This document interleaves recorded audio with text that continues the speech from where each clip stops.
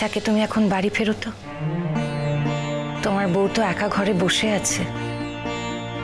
সে বেচারা তো এই বাড়িতে তুমি ছাড়া কাউকেই চেনে না। বলো, বারবার বউ বউ করো না প্লিজ।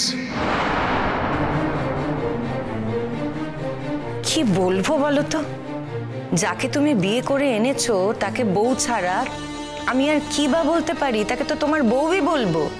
আমি কাউকে বিয়ে করে আনিনি।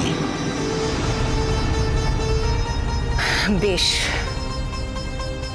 তুমি কাউকে বিয়ে করে আনোনি, সেই না হয় তোমায় জোর করে বিয়েটা করেছে, তাও সে তো তোমার বউই হলো। বিয়েটা তো হয়েছে। কোথায় বিয়ে হয়েছে? তুমি দেখেছো? কেউ দেখেছে? কোনো মন্ত্র পড়া হয়েছে? কোনো নিয়ম পালন করা হয়েছে? তোমরা জাস্ট ধরে নিয়েছো বিয়েটা হয়েছে। না, বিয়ের মন্ত্র পড়নি, কিন্তু সব বিয়ে তো আর মন্ত্র উচ্চারণ করে হয় না। ঠিক বলেছ, সব বিয়ে মন্ত্র উচ্চারণ করে হয় না। অন্তর থেকে যদি কারো দ্বার পরিগ্রহণ করা হয়ে গিয়ে থাকে তখন আর অন্য কাউকে বিয়ে করা যায় না কমলিনী। আমি তোমার এই সমস্ত হেয়ালির কথা বুঝতে পারছি না, বলতে পারো বুঝতে চাইছিও না। এক্স্যাক্টলি, বুঝতে চাইছো না। বুঝতে পারছো কিন্তু বুঝতে চাইছো না। তুমি হঠাৎ করে দেখলে বন্ধ ঘর থেকে একটা মেয়ে বেরিয়ে এলো, তার মাথায় সিঁদুর পরানো। তার মানে এটা নয় যে আমি তাকে সিঁদুর পরিয়েছি। হ্যাঁ, সেটা যেমন প্রমাণ হয় না তেমন এটাও প্রমাণ হয় না যে তুমি তাকে সিঁদুর পরাওনি। বন্ধ ঘর থেকে যখন দুজনে বেরিয়ে এলে এবং মেয়েটি যখন এই কথাগুলো বলছিল তখন তো তুমি চুপ করে দাঁড়িয়েছিলে। তুমি তো একবারও বলনি অন্য কিছু। তুমি একবারও তো জিজ্ঞেস করোনি আমি কেন চুপ করেছিলাম? আমি জিজ্ঞেস করার কোনো প্রয়োজনই বোধ করিনি। এক্স্যাক্টলি, তুমি জিজ্ঞেস করার কোনো প্রয়োজন বোধ করোনি। যাকে আর সময় নষ্ট না করে তুমি প্লিজ এবার বাড়ি ফেরো। তুমি বাড়ি ফিরলে আমি এবার একটুখানি বিশ্রাম নিতে যাব। জানি না তুমি কত দূরে আছো, আশা করছি বাড়ির কাছাকাছি আছো। আধ ঘন্টায় বাড়ি ফিরে পড়বে নিশ্চয়ই। যাকে আমি ফোনটা রাখছি।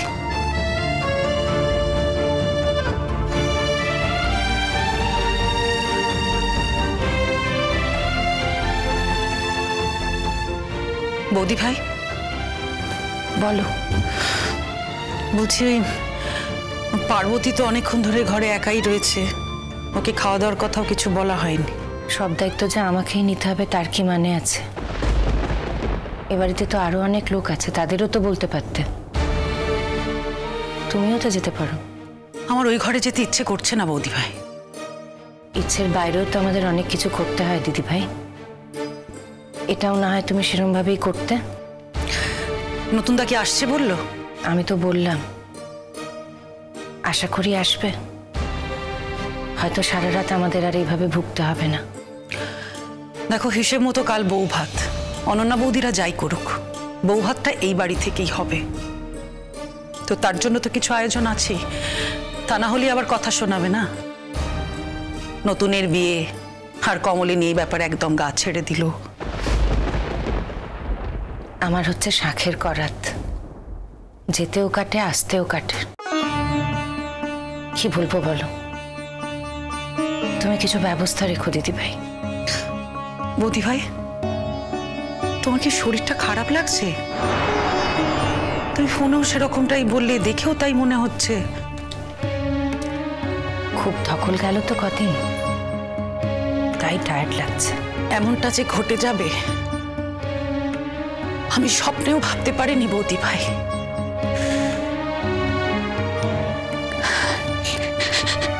আমি আমি জানি তোমার ভেতরে কি হচ্ছে বৌদি ভাই।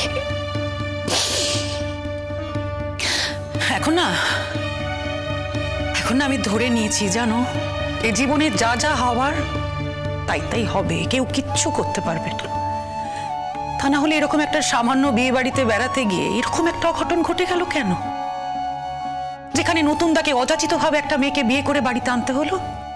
যা হয়েছে ভালোই হয়েছে জানো দিদি ভাই।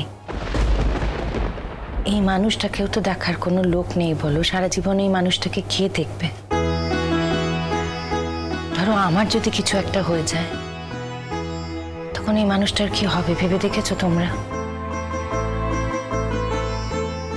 এটা বরং ভালোই হলো জানো তো। আর কেউ দেখুক বা না দেখুক, বউ তো দেখবেই, বলো, সে তো আর নতুন ঠাকুরপোকে ফেলে দেবে না।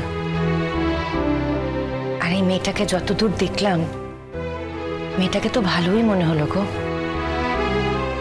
হ্যাঁ, তবে ভালো মন্দ এত সহজে বোঝা যায় না গো বৌদি ভাই। যদি সে এতই ভালো হতো তাহলে নতুন তাকে জোর করে বিয়েটা করতো না।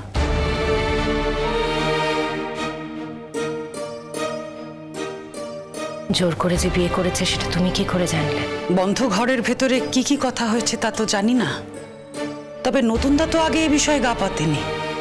তাহলে ধরে নিতে হচ্ছে ওই হয়তো নতুনদাকে কোনোভাবে ইনফ্লুয়েন্স করেছে। শুধু শুধু এভাবে একটা মানুষকে দোষ দিও না। এরকম ভাবে কাউকে ইনফ্লুয়েন্স করা যায় না। যাকে ইনফ্লুয়েন্স করা যায় সেই ইনফ্লুয়েন্সড হয়, সবাইকে করা যায় না। কিন্তু জানি নতুনদার ওপর তোমার সারা জীবনের মতো অভিমান তৈরি হলো। কে বলেছে? কোনো অভিমান তৈরি হয়নি তো আমার। ওরা ভালো থাকুক, তাহলেই আমি ভালো থাকবো। অভিমান তো হওয়া উচিত বৌদি ভাই। তুমি যদি ওই মানুষটাকে সত্যিই ভালোবেসে থাকো তাহলে তার ওপর তোমার অভিমান হওয়া উচিত। তোমার অভিমান থাকবে, আর এটাই স্বাভাবিক। তুমি আমার কাছে কথা ঘুরিও না, আমি তো তোমাকে চিনি। আমার থেকে তোমাকে আর ভালো কে চেনে বলো? আর তাই আমি জানি তোমার ভেতরে ঠিক কি হচ্ছে। আসলে আমরা ভদ্রসভ্য মানুষ তো, সেই নিয়ে কিছু বলি না। তবে তোমার বেলায় আমার কোনো ভদ্রতা সভ্যতা কাজ করে না বৌদি ভাই। আমি যখন নিজের চোখের সামনে দেখতে পাচ্ছি কষ্টে তুমি ফালা ফালা হয়ে যাচ্ছ, তখন আমি আর চুপ করে থাকতে পারছি না। শোনো, যত তাড়াতাড়ি সম্ভব আমাদের এই বাড়ি থেকে চলে যাওয়াই ভালো। থাকুক নতুনদা তার স্ত্রীকে নিয়ে এই বাড়িতে খুব ভালোভাবে থাকুক। হ্যাঁ, সেই চেষ্টাই করবো এবার। এদের বৌভাত টৌভাতগুলো মিটুক, তারপর। বৌদি ভাই, আমার চোখে কোনো জল নেই দিদি ভাই। তোমার চোখ ছলছল করছে বৌদি ভাই। না গো দিদি ভাই, আমার চোখে আর কোনো জল নেই। আমার চোখে জল তৈরি হওয়া বন্ধ হয়ে গেছে। আমার সত্যিই না আছে কোনো শোক, না আছে কোনো চোখে জল।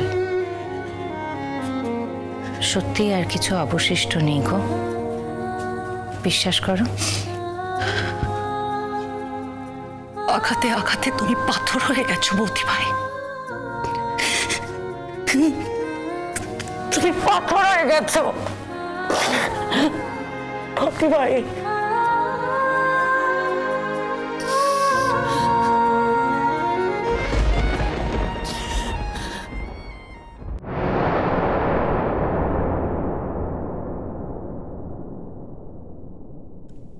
মা আপনাকে চেঞ্জ করে নিতে বললো। তোমার নাম? মিঠি। আমার নাম জেনে কি হবে? সে কি, কি বলে ডাকবো তোমাকে? আমাকে যে ডাকতেই হবে তার তো কোনো মানে নেই। মিঠি, তুমি কি কোনো কারণে আমার উপর খুব রাগ করেছো? আমি তো তোমাকে একদমই চিনি না, আর তুমিও তো এখন আমাকে একদমই চেনো না। রেগে আছি না? আমি কেন আপনার উপর রেগে থাকবো? কিরে মিঠি, তুই এখানে? তোমার খাবারটা এনেছি, খেয়ে নাও।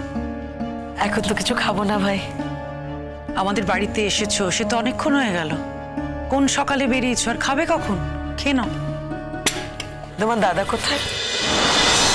চিরসখা হে